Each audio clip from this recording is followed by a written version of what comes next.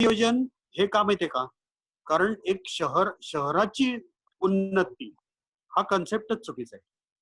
तर मुळामध्ये अर्बनायझेशन कशासाठी? एक तर अर्बनायझेशन पाहिजे का नको? म्हणजे आपल्याला काय वाटतं? आपण सामाजिक लोकांना काय वाटतं? तर अर्बनायझेशन त्याच्याही बद्दल एक चर्चा आहे, की ग्रामीण अर्थव्यवस्था आणि शहर अशी पण एक चर्चा आहे. हां. तर अर्बनायझेशन हवं कारण म्हणजे संस्कृती जी आहे, मानवी संस्कृती ही अर्बनायझेशन म्हणजे हॅबिटॅट म्हणजे अधिवास अशा अर्थाने बघितलं तर ते मूळ आहे ना. अर्बनायझेशनचं मूळ नाही तर त्याच्या आधी शिकारीच्या अवस्थेमध्ये अ, तो प्रश्न नव्हता. पण तिथून शेती आणि अधिवास म्हणजे साधारण 12,000 वर्षापूर्वी असं म्हणायला हरकत नाही. तर इथून अ, संस्कृतीची पण सुरुवात झाली. तर टेक्नॉलॉजी माणूस, टेक्नॉलॉजी आणि संस्कृती असं हातात हात घालून जे गेलेलं आहे तिथून आपण इथपर्यंत आलो. आता इथे मला एक थोडं मांडायचं आहे, की आत्ता जे ग्लोबल सिटी एक तर आत्ता म्हणजे क्षेत्र ही बरोबरच कल्पना आहे. क्षेत्र नियोजन ही बरोबरच कल्पना आहे. आणि ते आहे खरं कागदोपत्री पण आहे. पण क्षेत्र नियोजनाचं म्हणजे बॉडी पण फॉर्म नाही झालेल्या. इतकंच काय शहरामध्ये पण नियोजनाच्या बॉडीकडे दुर्लक्ष केलं जातं पूर्णपणे. त्यामुळे सगळा कारभार हा MMRDA सारखे लोक रेटून कसा न्यायचा आणि फक्त इन्व्हेस्टमेंट आणि हे वाटेल तसं वारेमाप शहर वाढवणं जसं वाढेल तसं अकराळ विक्राळ जंगली पद्धतीने असं आत्ताचं आहे बरं. त्यामुळे क्षेत्र नियोजनाची पण कल्पना आहे भारतामध्ये आणि आपल्या कागदोपत्री पण आहे. पण ती केली जात नाही. पण त्याच्या पुढे मला असं सांगायचं आहे, की अ, नुसतं क्षेत्र नियोजन नाही, नुसते नगरराज बिल नाही, नुसतं 74वी घटनादुरुस्ती नाही. त्याच्याही पुढे जाऊन जनतेला जनतेचा खराखुरा सहभाग. म्हणजे फक्त वोटिंग करता तर नाहीच नाही. तर फक्त वरकरणी नाही, तर ज्ञानमय सहभाग. अ, अ, खालून वरती. म्हणजे कसं झालं माहितीये का, की आपण ब्रिटिश कलोनियलिझम मधनं आलो आणि मग आपण म्हणतो स्वतंत्र झालो आणि पुढे सगळी वाटचाल झाली. तर अ, अजून देखील ते म्हणजे 74वी घटनादुरुस्ती म्हणा किंवा नगरराज बिल म्हणा किंवा एकूण सगळं प्लॅनिंग म्हणा, हे सगळं आम्ही बोलतो तुम्ही ऐका, आम्ही सांगतो तुम्ही करा आणि परत त्यांना आपला नागरिकांचा सहभाग हा पाहिजेच आहे. हां, असं नाही की आपला सहभाग नकोय. तो कशासाठी माहितीये का? की त्यांच्या ज्या ऑफिशियल धोरणं जी आहेत किंवा रनिंग धोरणं जी आहेत, त्याला स्टॅम्पिंग करण्यासाठी आपण पाहिजे त्यांना. त्याच्या पुढे आपण जायला लागलो तर ते म्हणतात की हे आततायी आहे, असं म्हणणार. त्यामुळे मग खरा सहभाग म्हणजे कसा? तर अगदी म्हणजे किंवा स्थानिक जे शहरातले पण कष्टकरी आहेत त्यांच्याकडचं ज्ञान, कला इथपासून. तर हे ह्याला स्थान दुसरं म्हणजे शिक्षण आणि आरोग्य याचं बाजारीकरण नको. हं. आणि सगळ्याच गोष्टींचं बाजारीकरण पण विशेष आरोग्य याचं बाजारीकरण नको. हे सगळं आपण म्हणतो. तर म्हणजे संजीवनी मगाशी जे विचारलं तर म्हणून जायचं. मग फक्त ते शहर. तिथे मिळणारा रेव्हेन्यू. मग मुंबईला जास्त रेव्हेन्यू आहे तर त्याची प्रगती जास्त. उद्या कमी. ठाण्याचा रेव्हेन्यू कधी असतो जास्त त्याची प्रगती जास्त. हे मुळामध्ये चुकीचंच आहे ना.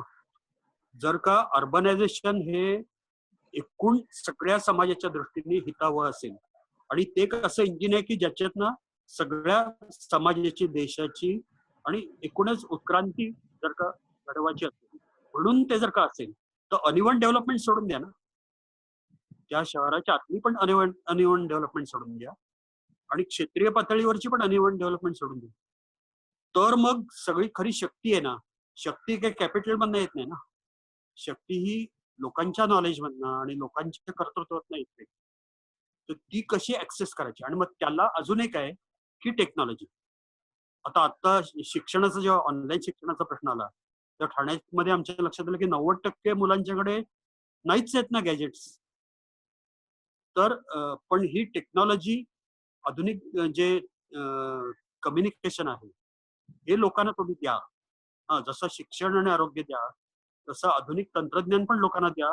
त्यांना एक्सप्रेस करू द्या, त्यांना एकत्र येऊ द्या आणि त्यांचं खरं-खुरं हे मिळू द्या. आता हे देणार नाहीतच ना, हे सगळं आपण म्हणतोय. हे काही देणार नाही. मग त्याच्या आपण स्वायत्ततेच्या चळवळी उभारायला हव्यात आणि स्थानिक स्थानिक चळवळी उभारायला पाहिजे. आणि ते आपण आपण कशाला सांगतो, लोकं करतातच आहे. पण आपण ते सजगपणे करतोय. म्हणजे विशेषतः स्वराज अभियान कडनं आपली ही अपेक्षा आहे. आणि त्यांचं तसं आहे म्हणजे भांडणच आहे त्यांचं सगळं. सगळ्यांची इतर राजकीय पक्षांची म्हणा, जिथून ते आले तिथे पण आणि एकूणच सगळ्या एस्टॅब्लिशमेंटची. तर स्वराज अभियानकडनं ही अपेक्षा आहे की ही स्वायत्तता आणि स्थानिकत्व च्या चळवळी आपण उभा आणि हाच मार्ग आहे. आणि मग आपल्याला जे म्हणायचं आहे, जनतेला जे म्हणायचं आहे ते पुढे. हॅलो अनिल, झालं का तुझं? हॅलो. हॅलो. हा, तुझं झालं ना? हा. सुनीलला बोलायचं काय? होय, बोलू का? हा, बोला बोला. तुमचं नाव परिचय द्या जरा. माझं नाव सुनील दिघे. हा, मी वकिली करतोय मुंबई हायकोर्टात. मला विषयी महत्वाचं बोलायचं आहे. कार्यकर्ते आहेत ते सांगितलं नाही. आणि मी आपल्या पहिल्यांदी जे कॉन्फरन्स मोठी भरलेली होती की ज्याला सगळे महत्वाचे मोठे लोक आलेले होते, त्याला पण मी हजर होतो. तुम्ही नशीबवान असे आहात सगळे की आता ठाण्याची जी काही नवीन ठाणं जे तयार होतंय त्यामध्ये तुम्हाला सहभागी व्हायला एक चान्स मिळतोय. आणि नुसतं सहभागी नाही तर तुम्ही त्यामध्ये बऱ्याच गोष्टी करू शकणार आहात. सुनील जरा एक बोलू का? सुनील एक बोल. करेक्शन करतो. म्हणजे ह्याच्यामध्ये महाराष्ट्रातले सगळे कार्यकर्ते आहेत आणि स्वराज अभियान आहे. आता याच्यामध्ये संजीव आणि मी आम्ही काही लोक हे ठाण्यामध्ये काम करतोय, पण एकूण हे सगळं स्वराज अभियानचे कार्यकर्ते आहेत. मान्य मला. पण मग आता 2 मुद्दे घेऊन बोलायला लागेल म्हणून मी सांगतो. बरं झालं मला सांगितलं आणि कल्पना दिली ती. मुख्य मुद्दा मला असा येतो की मला वाटतं या कोविडच्या सगळ्या घटनांनंतर आपल्याला जुन्या काही गोष्टी आणि नवीन गोष्टी याच्यामध्ये जे शिकायला पाहिजे त्याची मला वाटतं आपण नोंद घेण्यामध्ये कमी पडलेले आहे. म्हणजे where did we go wrong, आपलं पूर्वीचं काय चुकलं आणि आता नवीन काय असायला पाहिजे. पूर्वीचं काय बरोबर होतं, आता आपण जी जुन्या पद्धतीची महाराष्ट्रच नव्हे तर अख्ख्या देशाची जी एक गाव आणि शहर याची जी आपोआप तयार झालेली संकल्पना होती ती जी आतापर्यंत आपण डोक्यामध्ये ठेवलेली आहे त्याचं पुढे काय करायचं, ज्याला म्हणतो अप्रोप्रिएट नगर रचना आणि गाव रचना. सध्याच्या काळामध्ये नेमकं काय झालेलं आहे हे दुर्लक्ष होऊन जर आपण आदर्श ठेवला तर जरा डेंजर मध्ये जाऊ अशी मला भीती वाटते.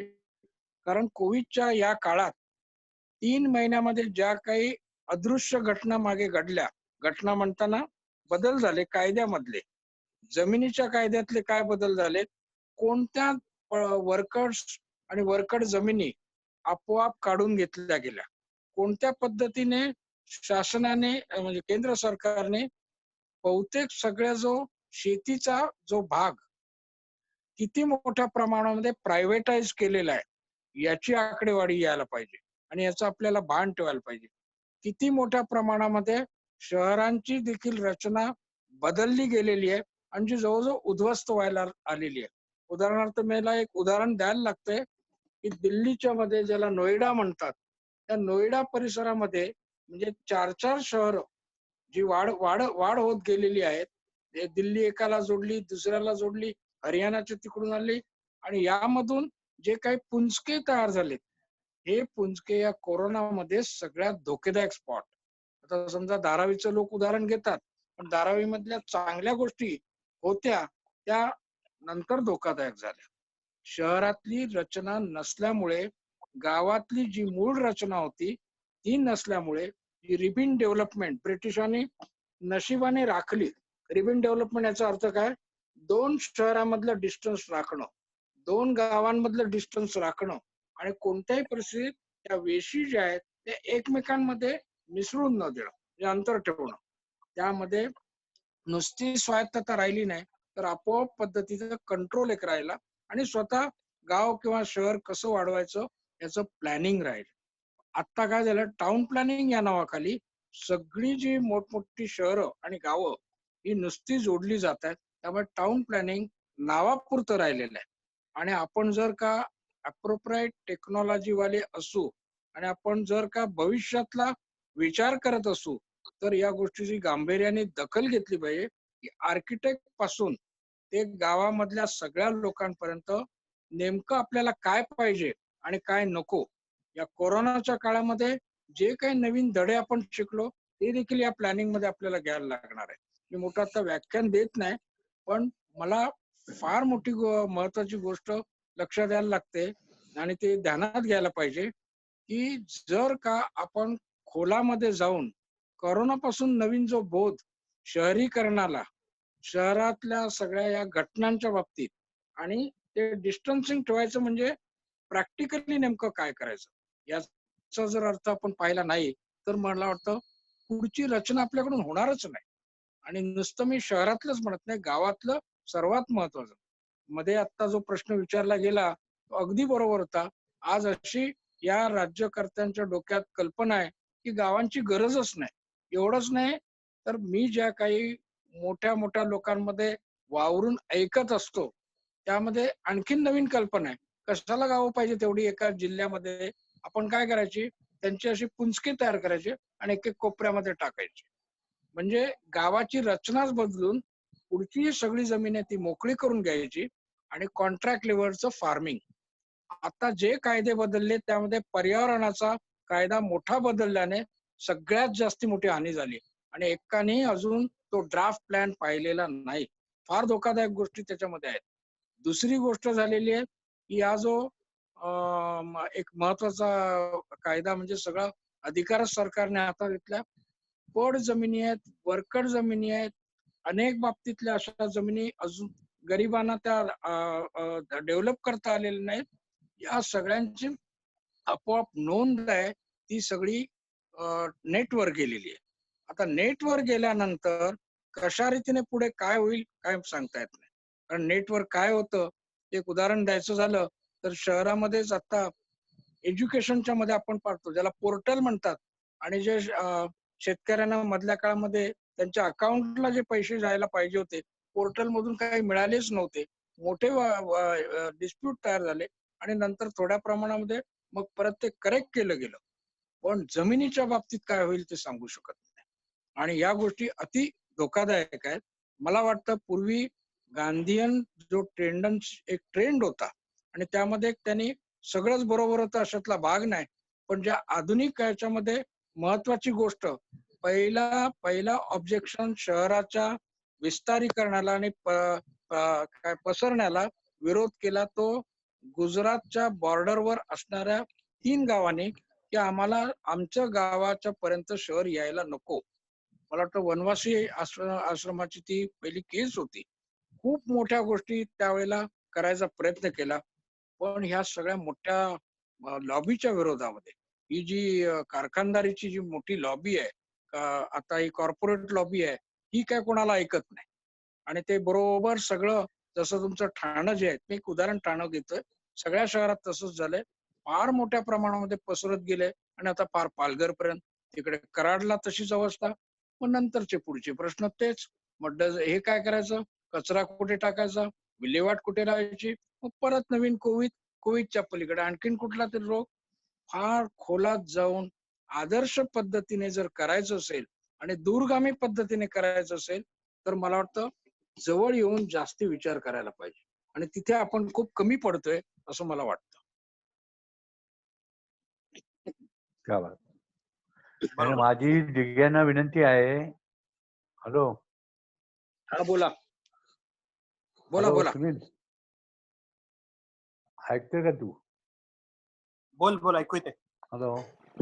ऐकू येते. हा, नाही माझी सुनील दिघांना विनंती अशी आहे की जमीन आणि पर्यावरण या संदर्भात जे नवीन कायदे बदललेले आहेत त्याच्यावर जरा विस्ताराने तुम्ही या आमच्या सत्रामध्ये मांडणी करावी पुढच्या आठवड्यात. हे तुम्हाला शक्य आहे करणं, कारण तुमचा अभ्यास पण आहे, तर हे तुम्हाला जमेल का?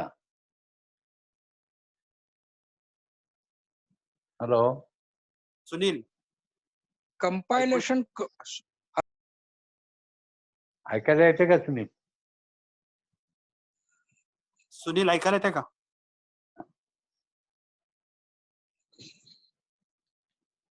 काय गायब झाला काय? ते ऐकायलाच येत नाही त्यांना. हा, आहे, त्याचा स्पीकर बंद आहे. स्पीकर बंद आहे. स्पीकर सुनील, स्पीकर चालू कर. करला कोणतं? हा, झालं झालं. हा. हा, झालं नाही, झालं ना. मी असं विचारलं सुनीलला, हम्म. बोलू का हा सुनील? ऐकतोय. हा बोल ऐकू. हा, बोल. की पुढच्या आठवड्यात बदललेले जमीन विषयक कायदे आणि पर्यावरण विषयक कायदे याच्याबद्दल तू या 3 ते 5च्या सत्रामध्ये आमच्याशी बोलशील का? होय, थोडा हा. टाइम मात्र जरा द्या, थोडा टाइम द्या. हो, तू सांग ना, पुढच्या शुक्रवारी. चालेल. हा, मी आज वेळ आहे, शुक्रवार आहे, होय, पुढच्या चालेल शुक्रवार चालेल. गुरुवार आहे. चालेल ना? होय. हा, बोला आता. कोणाला काय प्रश्न असतील तर आपल्याकडे वेळ आहे. उमेश, नंतर शरद, आणखीन कोण कोण आहेत? मीना टिके आहेत, प्रमोद ढोकळे आहेत. प्रमोद आला का? सगळ्यांना विनंती आहे की त्यांनी. Hello hello. मी विचारू का? हॅलो, हा, बोला बोला. मला एक प्रश्न आहे अनिल ना. आता हे जे सगळे मजूर ऑलरेडी गेलेले आहेत आपल्या आपल्या गावाला, तर ते परत येण्याची शक्यता नाही असं सगळीकडे चर्चा आहे. तर त्या अनुषंगाने शहरांचं कसं विश्लेषण करता येईल? पण हल्ली अशा बातम्या येतात की ते मजूर परत मुंबईला परत येण्याचा प्रयत्न करतायत. हो, आलो. अशा बातम्या आम्ही वाचतोय की मजूर परत मुंबईला हजारो मजूर परत येत आहेत. बरोबर आहे. तर म्हणजे पहिलं म्हणजे इथे त्यांना नोकऱ्या नाहीत आणि काही हे नाही, कोरोनाची भीती आणि राहणं अशक्य झालं, त्याच्यामुळे त्यांनी गावाकडची वाट धरली. पण आता मुळामध्ये ते गावातून इकडे आले ते तिथे राहणं त्यांना शक्य नव्हतं म्हणूनच आले ते. तर पहिलं म्हणजे याच्यामध्ये काय झालं की तुम्हाला पाहिजे तेव्हा तुम्हाला आम्ही घेतो, तुम्ही नको तेव्हा तुम्हाला काढतो, असं एक सांगितलं. म्हणजे बोललं नाही कोणी, पण असंच एक सांगितल्यासारखं झालं. आता त्यातल्या काही जणांना यायचं असेल तर ते अर्थातच सरकारी पातळीवर तसं व्हायला पाहिजे, पण ते पण त्या दृष्टीने काही ठोस असं काही अजून सांगितलं गेलेलं नाहीये. म्हणजे हे चालू झालं, हळूहळू चालू होत आहे, एवढंच सांगितलं गेलंय. तर म्हणजे त्यानं वाऱ्यावरच सोडलंय थोडक्यामध्ये. तर आता त्याच्याबद्दल काय करणार? म्हणजे एक तर त्यांच्या बाजूने उभं राहणं आणि काही आता आपण तिथं बोललो की स्थानिक आणि स्वायत्तता करायचा प्रयत्न करणं, पण त्यालाही मर्यादा आहेत. तर म्हणजे एकूण नवीन परिस्थितीमध्ये सर्वात मोठा फटका हा बसलेला आहे तो अशा या असंघटित कामगारांना बसला. आणि त्याला ही परिस्थिती तर म्हणजे हे आत्ताचे जे प्रस्थापित आहेत त्यांना त्याच्याकडे सोल्युशन त्यांना काही द्यायचंच नाही, किंवा त्यांना तो आसरा पण द्यायचा नाही. ही परिस्थिती नाही आहे. पण काय करायचं त्याच्यामध्ये?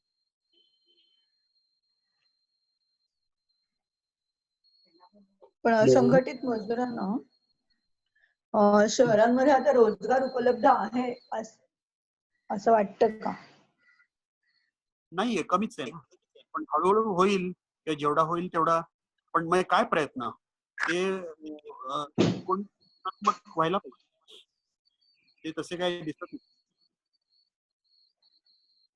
ओके. कारण आता कसं झालंय, मजूर परत जाताना त्यांच्याकडनं घरं वगैरे सगळंच काढून घेतलं गेलं. त्यांना सांगितलं घरं रिकामी करा आणि जा, असंच सांगितलं गेलंय. त्यामुळे त्यांना परत येणं, इथे एस्टॅब्लिश होणं हा सगळा प्रॉब्लेमच असणार आहे. वाऱ्यावरच सोडलं गेलं. आणि खूप ठिकाणी असं झालं की घर सोडताना आता मालक देखील गरीबच असतात. तसे काय आम्हाला पगार आम्हाला हे द्या, 3 महिन्याचं भाडं द्या, नाहीतर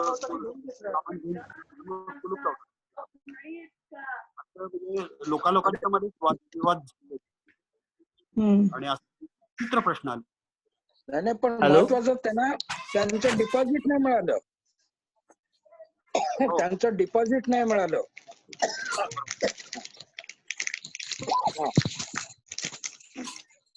हॅलो, लक्षात आलं ना? हॅलो, त्यांना त्यांचं डिपॉझिट पण नाही मिळालं. मालकांना डिपॉझिट नाही मिळालं, लोकांना घर नाही मालकांना नाही, लोकांना त्यांचं डिपॉझिट परत नाही मिळालं. डिपॉझिट घर घेताना त्यांनी जे डिपॉझिट दिलेलं होतं ना, ते परत नाही केलं जागा रिकामी करताना. नाही केलं. करेक्ट. म्हणजे फारच मोठे प्रश्न उभे राहिले.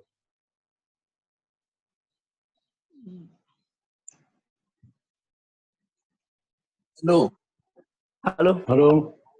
हा साने सर, रावसाहेब कांबळे बोलतो. हा बोला.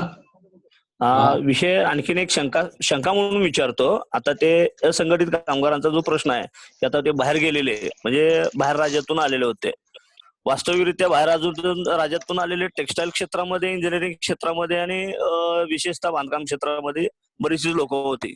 पण त्याच्यात एक शंका आहे मनात की ज्या अर्थी केंद्र शासनानं भांडवलदारांचं, म्हणजे ज्यांनी कर्ज बुडवे म्हणून बाहेर देशाला गेलेले होते, त्यांचं कर्ज माफ केलेलं आहे. एक तर त्याला परत इथं भारतामध्ये येण्यास मुभा दिल्याचं लक्षात येतं. तर दुसरा एक शंका म्हणून की ज्या पद्धतीनं गुजरातमध्ये बडोदा असेल, राजकोट असेल आणि अन्य ठिकाणी जे इंडस्ट्रियल असतील, टेक्स्टाईल इंडस्ट्रीज, हे 200 लूम किंवा 500 लूम आणि 2,000 लूमचं एक शेड उभा करायचं आणि त्या ठिकाणी त्या लोकांना परत उद्योजक म्हणून उभा करायचं, अशा पद्धतीची एक मनात शंका येऊन राहिलेली. त्याचं कारण असं आहे की इचलकरंजी मधले जे 8 लूम 4 लूम असे जे घरामध्ये जे व्यवसाय होते, तशा लोकांना, बऱ्याचशाच लोकांना नोटीस येऊन गेलेले आहेत की बाबा हे तुमचे लूम तुम्ही बंद ठेवा आणि जेणेकरून की तुम्हाला आम्ही शासनाच्या माध्यमातून 1 लाख किंवा 2 लाख रुपयाचं लोन देतोय आणि ते उद्योग बंद ठेवा आणि दुसरे उद्योग तुम्ही दुसऱ्या उद्योगामध्ये जा. याचा अर्थ की गुलामगिरीच्या खाईमध्ये ह्या छोट्या छोट्या उद्योजकांना लादण्याचा प्रयत्न, आणि तिथले ते जे आता गेलेले आहेत, मग बिहारचा असेल, उत्तर प्रदेश असेल, की त्या राज्यामध्ये वेगवेगळ्या माध्यमातून इंडस्ट्रीज उभा करून त्या लोकांना तिथंच थांबवण्याचा प्रयत्न त्यांचा दिसतोय, अशी एक शंका मनामध्ये येऊन राहिलेली आहे. बरोबर, एकदम बरोबर आहे. एकदम बरोबर आहे.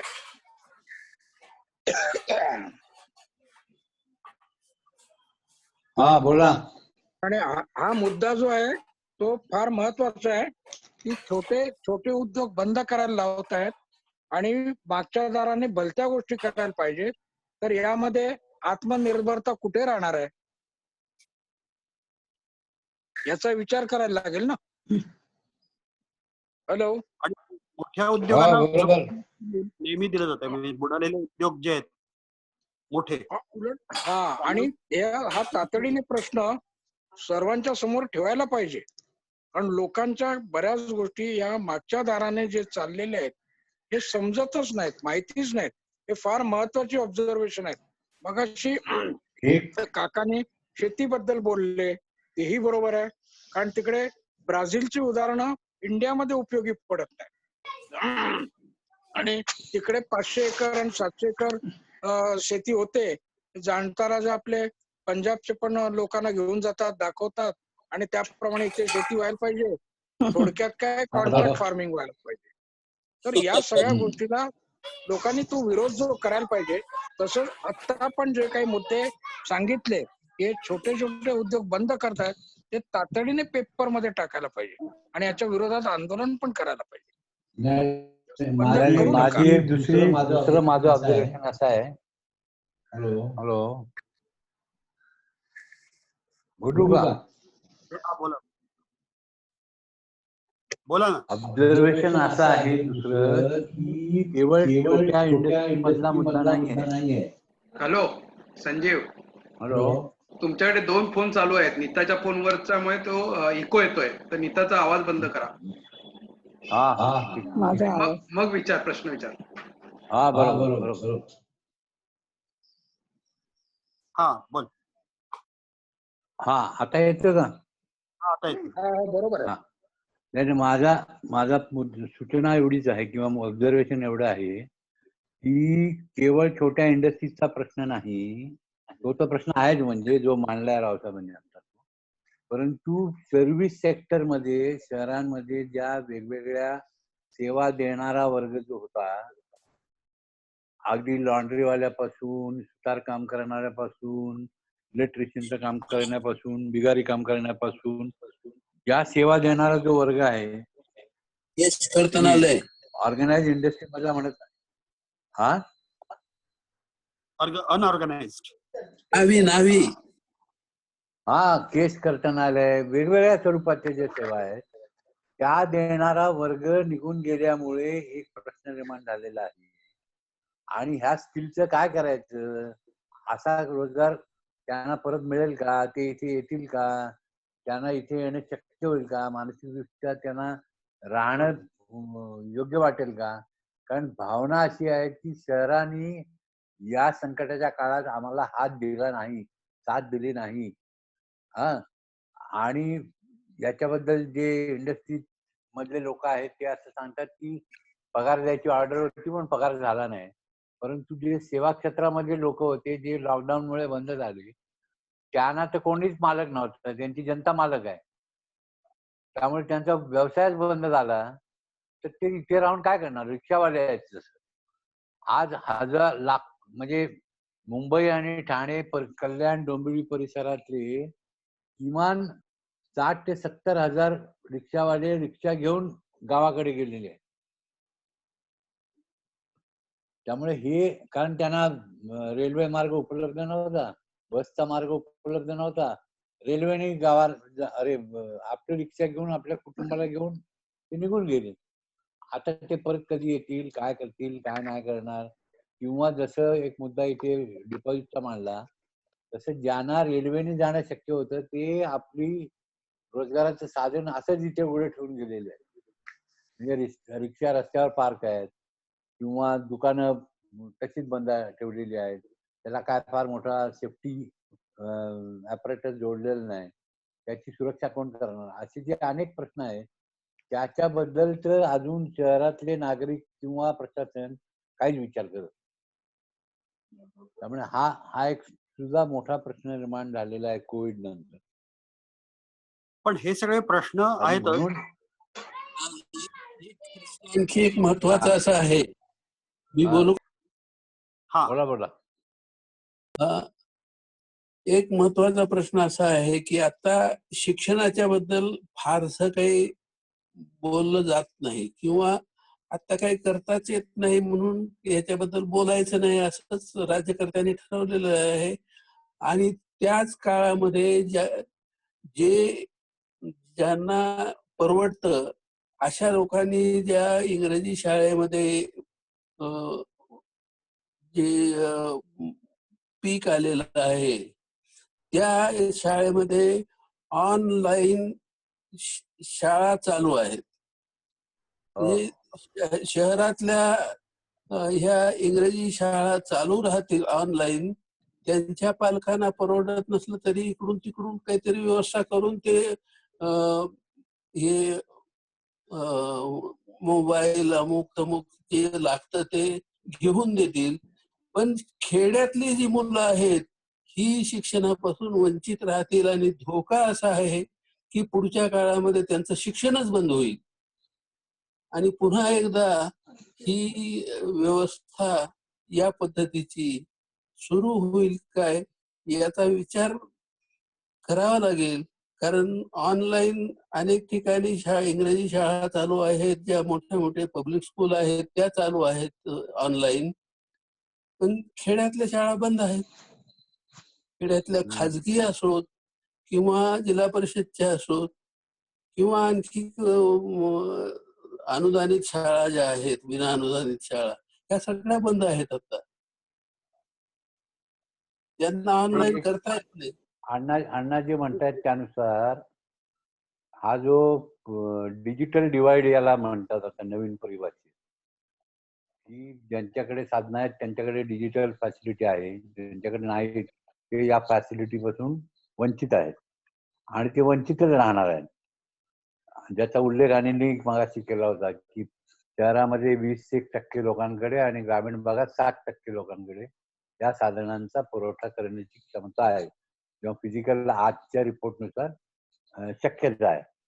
तेव्हा हा डिजिटल डिवाइड हा नवीन विषमतेचा एक प्रकार ऍड झालेला आहे आपल्याकडे आणि तो ठसठशीतपणे समोर आलेला आहे आता असं दिसतंय. त्याच्या विरोधात सुद्धा आपल्याला बोलावं लागणार आणि सगळं करावं लागणार, त्याच्याशिवाय काही पर्याय नाही. आणि या शहरीकरणांच्या निमित्तानं म्हणजे आता 5च मिनिटं राहिलेली आहेत. अनिलला काही क्लोजिंग रिमार्क द्यायचे असतील 2 मिनिटात त्याने द्यावे, मग मी उद्याचे काय विषय आहे त्याच्याबद्दल थोडं बोलू. सर आणखीन एक विषय बोलू का? हॅलो, एकच मिनिटात. हॅलो, एकच मिनिटात म्हणतो. आता मगाशी वेळेस झाला की बाबा तुम्ही विषय बोलला होता साने सर की छोटे छोटे उद्योजक त्याला जोडून असणारे जे उद्योजक आहेत की त्यांच्या रोजगाराची हानी झाली. परंतु त्याच्यात आणखीन एक सांगतो, ज्या अर्थी की ते कर्मचाऱ्यांना पैसे मिळाले नाहीत ते बहुतांश ठिकाणी झालं असेल, पण ह्या आमच्या पंचक्रोशीमध्ये कोल्हापूर जिल्हा आणि लागून असणारा जो जिल्हा आहे या जिल्ह्यामधले बऱ्याचशाच लोकांना ऍडव्हान्स स्वरूपात त्यांना 2-2, 3-3 लाख आणि 5-5 लाख रुपये बाकी दिले जाते. जे बाहेरचे कर्मचारी असतात त्या लोकांची मुतुर्काने आर्थिक हानी होणार आहे त्या उद्योजकांचं. आणि त्याच्यासाठी म्हणून की आपल्या ह्या स्वराज अभियान आणि स्वराज इंडियाच्या माध्यमातून हा एक प्रयत्न करण्यासाठी काही हरकत नाही असं मला वाटतं. मला एवढंच म्हणायचं की हे विविध प्रश्न जे आता आपण बोललो सगळ्यांनी मांडले, तर आता याच्यातनं काय होईल की काही उत्स्फूर्त आंदोलनं होती, तर मग त्यांना आपण त्यांच्या बाजूने उभं राहणं हे एक आपण करणं. दुसरं म्हणजे आपण कार्यकर्ते आपापल्या ठिकाणी देखील काही ना काहीतरी ऍक्टिव्हिजम आपल्याला जो सुचेल तसा आणि लोकांना ज्याचा बेनिफिट मिळेल, काही रिलीफ मिळेल अशा पद्धतीचं लहान मोठा ऍक्टिव्हिजम करणं हे दुसरं अपेक्षित आहे. आणि तिसरं म्हणजे या सगळ्याचं सोशल मीडियावरनं सांगणं एकमेकाला आणि जनतेला, अशी एक साखळी बनणं ते फार आवश्यक आहे. कारण आता उलटे मेसेजेस जात राहणार प्रस्थापित मीडियाकडनं, ही सगळं एकतर सगळी प्रकरणं किंवा स्टोरीज दडपून टाकायच्या असं एक होईल, किंवा मग काहीच झालं नाही जास्त असं एक होईल, किंवा अजून डायव्हर्ट करायचं. तर म्हणून आपल्या कार्यकर्त्यांचं हे फार मोठं हे आहे की काम आहे की आपण आपापल्या ठिकाणी राहून एक साखळी बांधून आणि सोशल मीडियाचा वापर करून कसं पुढे जाऊ. ठीक आहे, आपण थांबूया इथे. येस.